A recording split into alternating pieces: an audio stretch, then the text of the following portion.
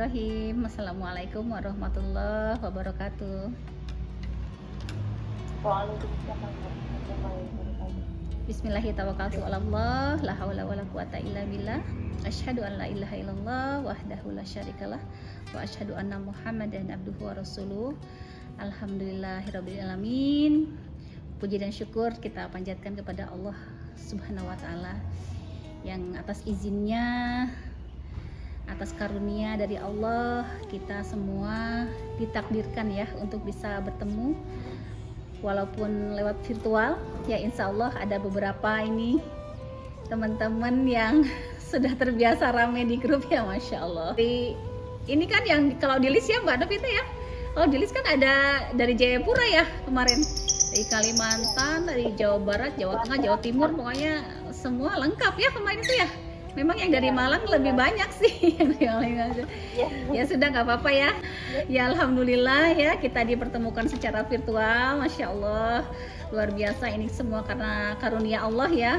Saya juga diberi rezeki keluangan waktu dari Allah sehingga bisa membersamai teman-teman semua, ayah bunda di sini, karena juga ada beberapa yang ayah-ayah ya, tapi ini kayaknya belum kelihatan ada ayahnya, ini bunda-bunda semuanya. Ya Alhamdulillah. Oh tadi ada, oh iya. Semoga pertemuan kita kali ini akan membawa kebaikan untuk kita semua, akan membawa keberkahan, dan semoga Allah tidak hanya izinkan ya kita bersama-sama di sini, tapi semoga Allah juga ridho dengan kita semuanya ya.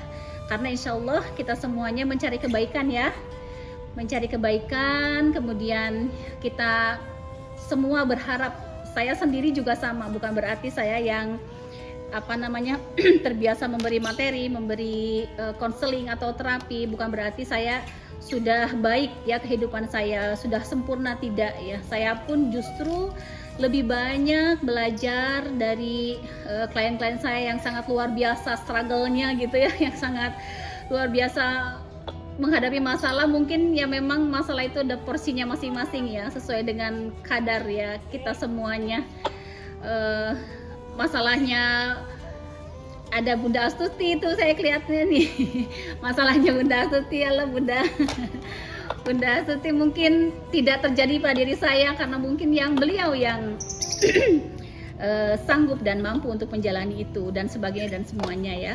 Salawat dan salam semoga senantiasa tercurahkan kepada uswatun hasanah kita semuanya, suri tauladan kita semuanya, Rasulullah Shallallahu Alaihi Wasallam, serta keluarganya, sahabatnya, para tabiin, dan siapapun yang tetap istiqomah ya di jalan Allah. Dan semoga kita ini yang sedang berjuang mudah-mudahan senantiasa oleh Allah diberi karunia untuk tetap berada dalam circle, dalam lingkaran di mana Allah, Rasulullah kelak akan memberikan syafaat kepada kita semuanya. Baik, ini yang masuk udah berapa orang ya Mbak Novita ya? Aku melihatnya di mana nih? Udah ada berapa? Ada separuhnya nggak? Udah 17 orang udah. Iya. Ini soalnya gini rencananya ya. Rencananya teman-teman untuk mengefektifkan waktu, nanti saya membahas pertanyaan nanti di belakang, di awal ya, untuk agar teman-teman segera bisa merasakan ya sebuah manfaat dari sebuah teknik terapi yang akan saya sampaikan. Sangat sederhana, mudah diikuti, mudah dilakukan ya, agar bisa kita sama-sama merasakan ya. Setelah itu baru nanti pembahasannya di belakang. Gimana? Setuju atau enggak?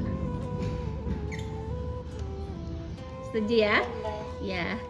Ini kalau saya mulai sekarang, nanti teman-teman yang lain gimana ya? Gak apa-apa udah ya, nanti insya Allah begini ya teman-teman. Karena ini memang kalau di kajian secara virtual itu memang terbatas sekali ya waktunya ya.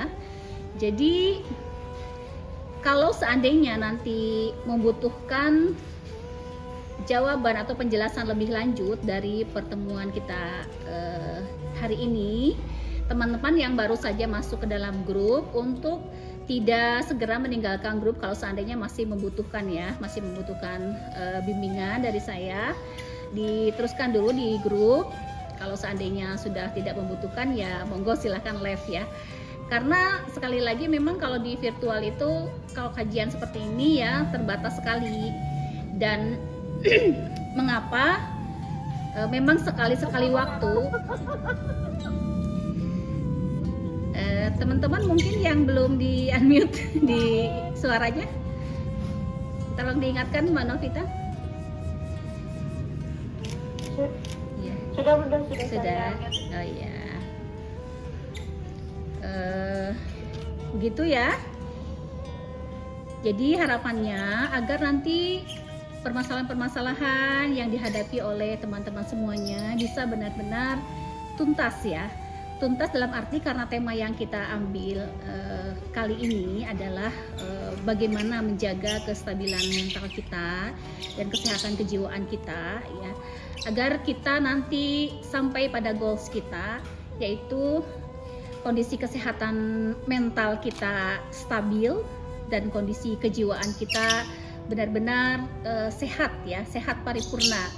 Nah, untuk ke goals itu memang setiap orang tidak sama ya prosesnya, karena memang banyak hal yang melatar belakanginya. Seperti misalnya kemarin pertanyaan yang paling banyak itu tentang anxiety ya, Mbak Novita ya.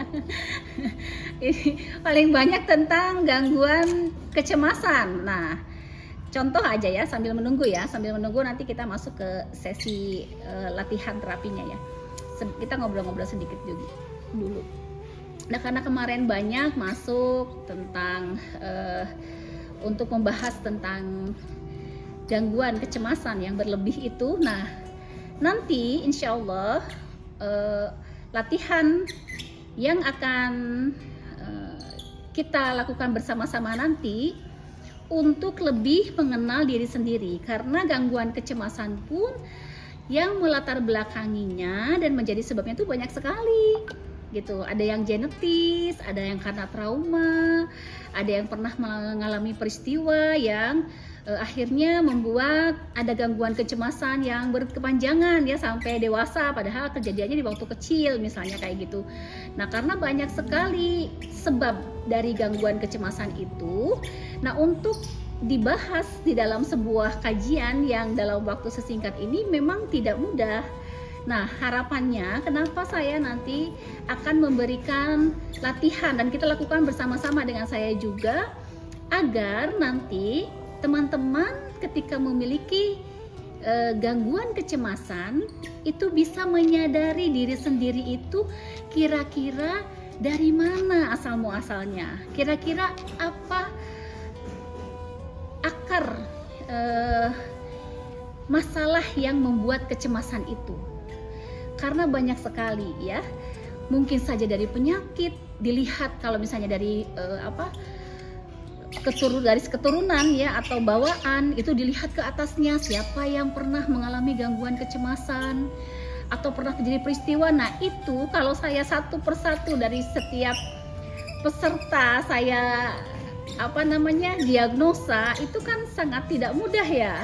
Maka akhirnya saya mempunyai ide untuk menyampaikan sebuah latihan ini agar teman-teman semuanya bisa tahu persis, oh ternyata gangguan kecemasan aku itu berasal dari ini, berasal dari ini. Nah, kalau misalnya sudah tahu akar permasalahannya, sudah tahu penyebabnya, nanti insya Allah akan lebih mudah dan lebih tepat sasaran untuk menyelesaikannya.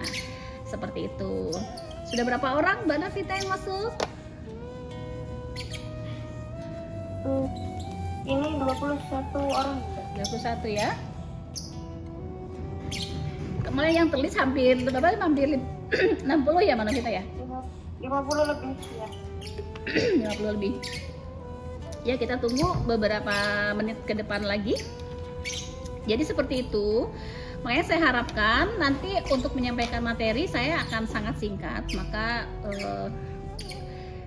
teman-teman untuk mempersiapkan catatannya agar tidak terlewat, karena kalau tercatat itu materi itu diikat oleh catatan kita.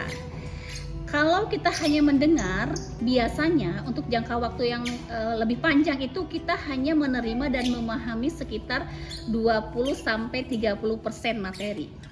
Tapi ketika mendengar sambil mencatat, itu biasanya sampai antara 50 sampai 70% dari materi itu bisa kita pahami. Karena ketika kita belum memahami, kemudian kita melihat lagi catatan ya, itu akan terikat materinya gitu. Kita akan paham untuk jangka waktu yang lebih panjang.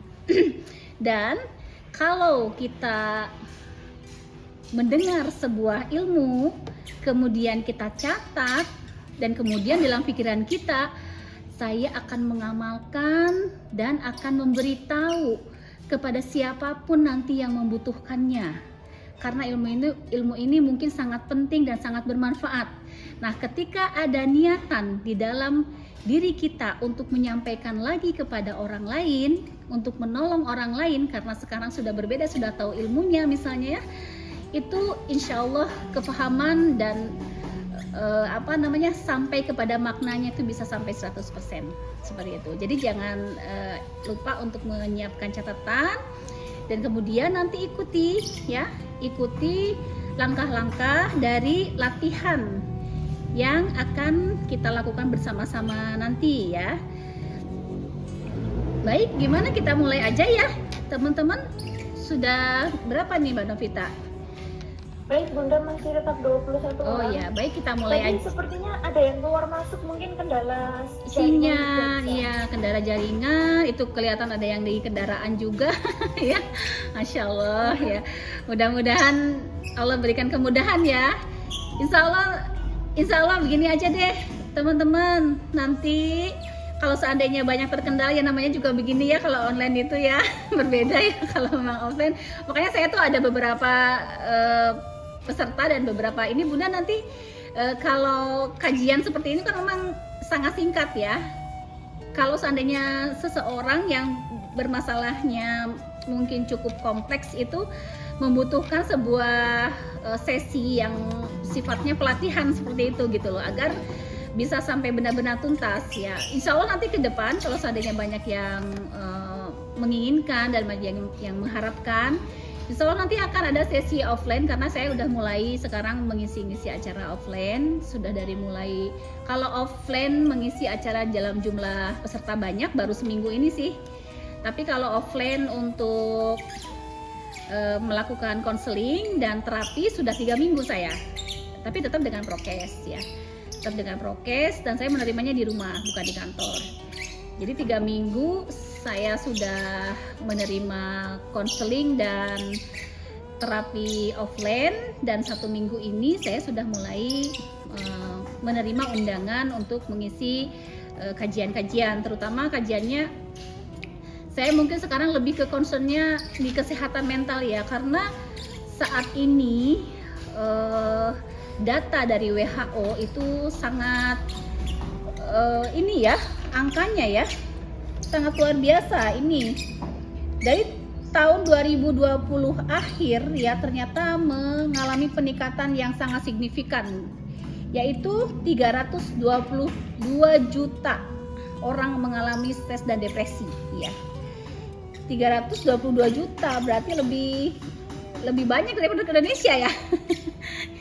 Ini Masya Allah, luar biasanya miris gitu ya. Nah, karena terjadi seperti itu, maka kemarin ya saya ada ide dalam rangka untuk dalam rangka hari kesehatan mental sedunia ya, setidaknya ada langkah kecil lah ya yang kita lakukan bersama-sama untuk bisa menyelamatkan diri kita, keluarga kita, masyarakat yang semampu kita bantu gitu ya. Insya Allah akan menjadi amal soleh di hadapan Allah Subhanahu wa Ta'ala. Baik, kita mulai saja ya teman-teman ya. Nah, untuk yang pertama teman-teman, saya akan langsung langsung saya ajak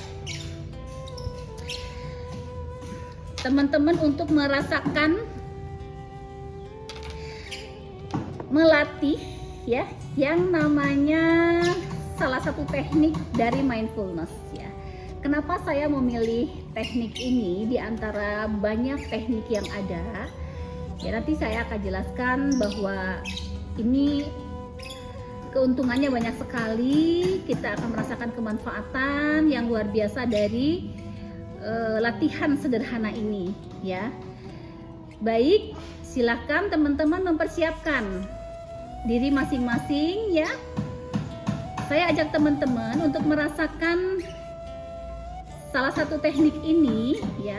Tujuannya adalah untuk mengakses kesadaran diri agar kita bisa dalam kondisi sadar penuh, hadir utuh di saat ini ya, agar merasakan sepenuhnya diri kita, pikiran kita, perasaan kita, tubuh kita, kejiwaan kita hadir sepenuhnya di saat ini. Dan karena manusia memang mempunyai kecenderungan, apalagi orang-orang yang berwatak ya, berwatak pemikir, memang watak itu memang bawaan ya, genetis ya, macam-macam. Jadi karena genetis ya tidak bisa dipaksakan gitu, karena itu memang bawaannya seperti itu. Dan manusia mempunyai kecenderungan untuk tidak mindful, tidak utuh pikiran, perasaan, dan tubuhnya. Tubuh di sini pikirannya kemana-mana, perasaannya kemana-mana, yang membuat akhirnya permasalahan yang tadinya sebenarnya mungkin sangat sederhana menjadi besar karena kurang kesadaran diri kita terhadap kita sendiri. Ya, baik. Sekarang saya namakan terapi atau latihan ini adalah dengan terapi stop. Stop itu adalah apa? Jeda. Ya. Jeda itu apa? Jadi kita duduk tenang, ya, duduk diam, dan berhenti dari segala aktivitas kita. Ya. Baik teman-teman, yang saat ini sedang ada pekerjaan, kita mengambil waktu 3 menit saja untuk jeda. Ya, sebentar saja ya, 3 menit saja untuk jeda. Kalau yang tidak bisa stop dari aktivitas, misalnya mungkin yang saya lihat tadi itu sedang menyetir, ada yang sedang masak, itu mungkin nggak bisa ikut dulu ya, karena ini harus benar-benar sadar penuh latihan ini gitu ya. Nah, jadi yang belum bisa menstop aktivitasnya lebih baik jangan ikut dulu ya, bahaya juga nih. Yang menyetir ini bahaya ya. Nah, karena memang latihan ini memang diharapkan untuk bisa stop dari aktivitas ya. Karena kita akan langsung merasakan manfaatnya dari latihan mindfulness ini. Jadi silahkan teman-teman ambil posisi duduk ya. Boleh di lantai, boleh di tempat duduk ya, boleh di kursi, dan pastikan badan tegak. Yang duduk di kursi duduknya agak maju. Duduknya agak maju, luruskan antara punggung dengan apa ya, maaf, bokong ya. Luruskan punggung dengan bokong ya. Ya. Baik.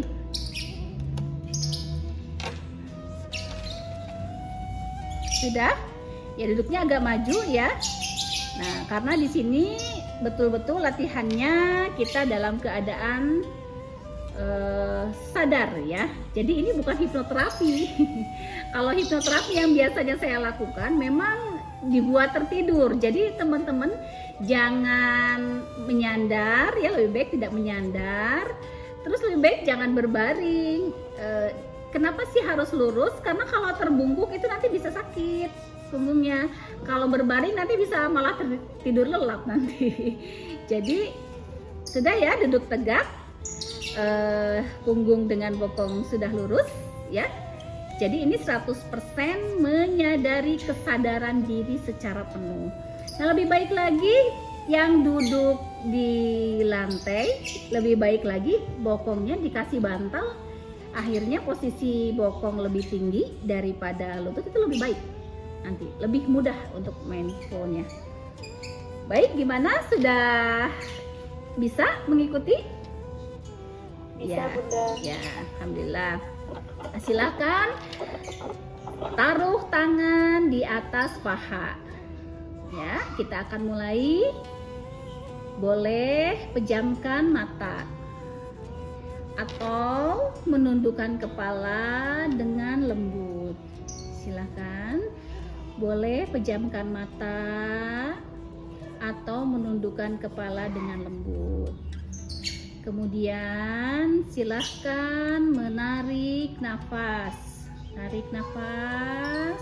Nah, tarik nafas Anda dalam-dalam ya. Rasakan aliran nafas Anda ya. Anda cukup merasakan aliran nafas Anda. Anda tidak perlu mengatur nafas Anda dari mana, tapi Anda cukup menariknya saja. Sadari penuh aliran nafas Anda. Sadari dan rasakan ada nafas yang masuk, ada yang keluar. Boleh juga memfokuskan nafas Anda di area dada Anda. Boleh memegang dadanya atau merasakannya. Kembang kempisnya dada, silahkan disadari, dirasakan. Bagus. Boleh, yang di perut juga boleh. Rasakan kembang kempis pergerakan perut pada saat nafas masuk dalam-dalam. Kemudian dikeluarkan pelan-pelan. Coba saat ini merasakan kondisi dari badan Anda atau tubuh Anda. Ya, Anda betul-betul hadir, fokus dengan kondisi Anda saat ini. Ya, silahkan fokus. Mungkin saja saat ini ada pikiran yang melintas, ada lintasan pikiran.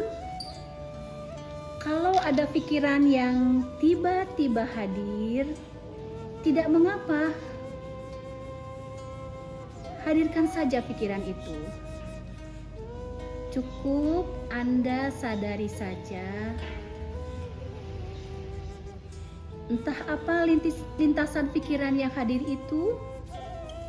Entah itu pikiran tentang masa lalu atau masa depan, biarkan saja itu hadir. Anda cukup mengamati, tidak perlu menilai atau menghakimi dan sebagainya. Pikiran itu seperti tamu yang datang dan pergi. Lalu fokus kembalikan kepada kesadaran nafas Anda. Kembalikan kepada nafas Anda. Bagus. Atau mungkin Anda saat ini ada perasaan yang tiba-tiba Anda rasakan. Tidak mengapa, rasakan saja. Anda boleh kasih nama dengan rasa itu. Mungkin Anda kasih nama rasa itu dengan tegang, mungkin kesal, mungkin marah, atau kecewa, dan sebagainya, atau apalah terserah. Anda cukup memperhatikan saja perasaan Anda itu. Cukup perhatikan aja perasaan Anda saat ini. Cukup memperhatikan saja rasa yang hadir di dalam perasaan Anda. Tidak perlu menghakimi teman-teman ya.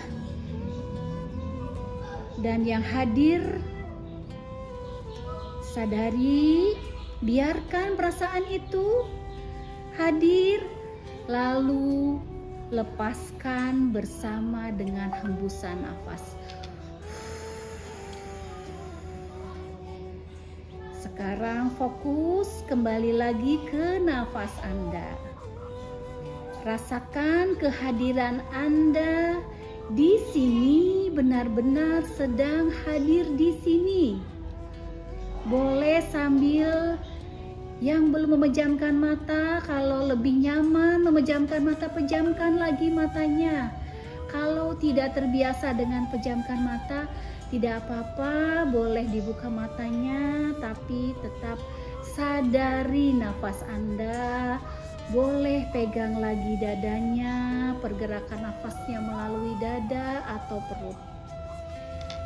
Selanjutnya, mungkin Anda mendengar dan menyadari adanya suara-suara di sekeliling Anda. Mungkin di situ ada suara AC, mungkin ada suara kipas angin, mungkin ada suara burung, atau apapun. Rasakan saja dan nikmati suara tersebut. Tidak perlu memberi penilaian, cukup sadari. Anda cukup hanya sebagai observer saja. Bagus. Anda juga boleh memulai merasakan sensasi pada tubuh Anda. Misalkan gesekan dari baju dengan kulit Anda. Rasakan adanya gesekan itu. Rasakan ada rasa seperti itu di dalam tubuh Anda. Anda juga boleh merasakan suhu badan Anda atau kondisi fisik Anda. Mungkin di tangan Anda ada yang terasa hangat atau dingin atau pegal, atau di leher atau di mana saja, mungkin di pundak. Tidak apa-apa, rasakan saja. Cukup rasakan saja, tidak perlu memberi penilaian atau menghakimi.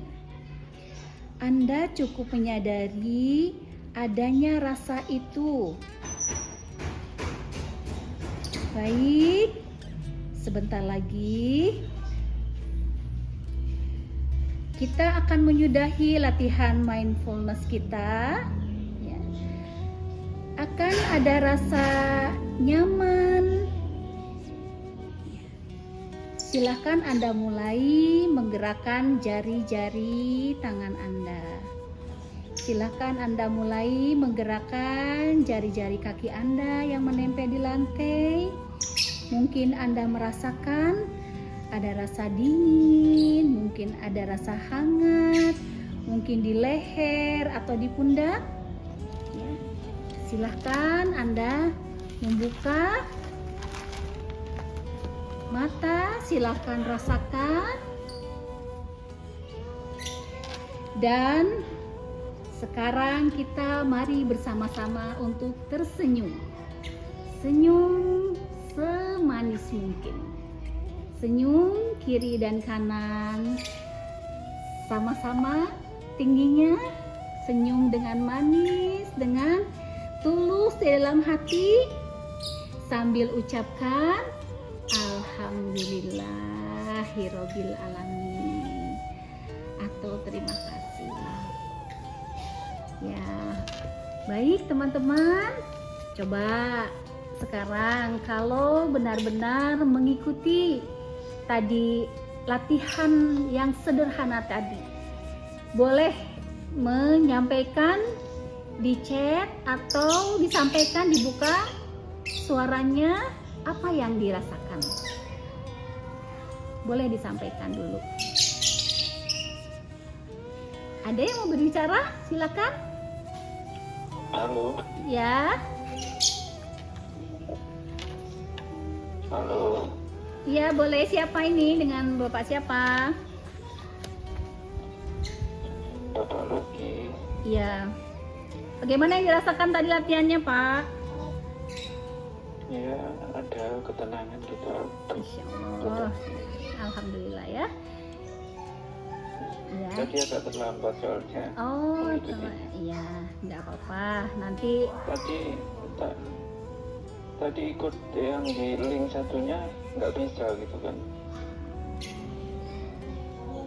oh iya ya. Iya, yang di story WA yang pertama diklik, terus di kedua udah hilang. Oh gitu ya. Kenapa bisa begitu ya, Mbak Novita ya? Linknya cuma satu. Cuma satu, Pak. Linknya, Pak. Ada cuma satu. Iya. Ada satu linknya. Iya. Iya. Malah yang terakhir ini yang tak klik baru bisa. Yang bisa. Oh iya, Yang alhamdulillah. jam 4 Iya tadi Bapak memang sempat join kemudian terlampau mungkin kendala teknis. Sinyal mungkin ya. Sama. Iya. Iya. Yang lain bagaimana? Boleh men-share komentarnya? Silakan apa yang dirasakan. Terutama yang benar-benar mengikuti loh ya tadi ya. Ya. Assalamualaikum. Salam. Dengan siapa? Saya Bu. Oh, Bude, ya, monggo. Apa yang dirasakan, Bude? Dada itu kok dada saya sempat bergetar gitu ya Bu. Iya. Ya, itulah Bu kalau kita mengikuti latihan ini ya. Jika ada sesuatu di dalam tubuh kita yang selama ini mungkin kita rasakan, biasanya muncul. Nah, di situ kita jadi lebih kenal kepada diri sendiri. Ternyata mungkin selama ini ada masalah di dada kita.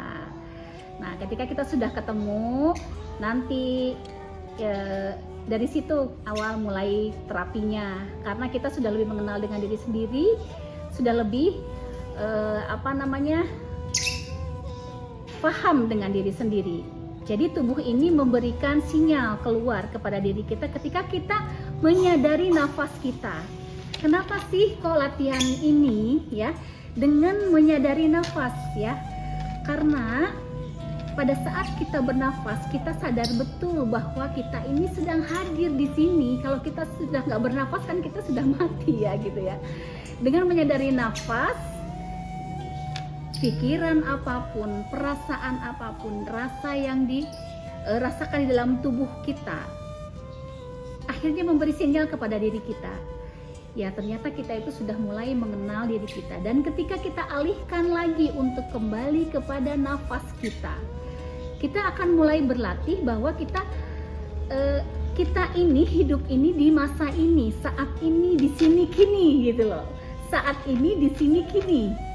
Nah, itu kita harus berlatih untuk seperti itu. Kenapa?